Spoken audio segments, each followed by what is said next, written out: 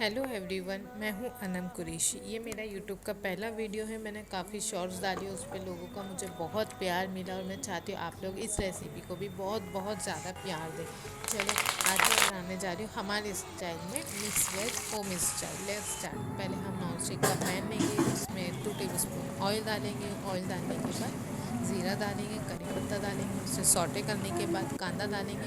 कांदा को 5 minute roast करने के बाद टमाटोज, ग्रीन चिली साथ में डालेंगे। उसके बाद red chilli powder half teaspoon, salt 1 teaspoon and turmeric powder half tea ओहो स्पून। उसको ओहो। रोस्ट करने के हाँ। बाद हम डालेंगे डाइस किए हुए potato, cabbage, cauliflower and capsicum and brinjal and carrot.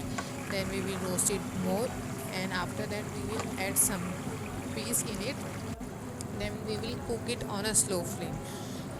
Let it be stir in let it be stir in 10 to 20 minutes. After some time we will check it, it will get ready. Then we will prepare it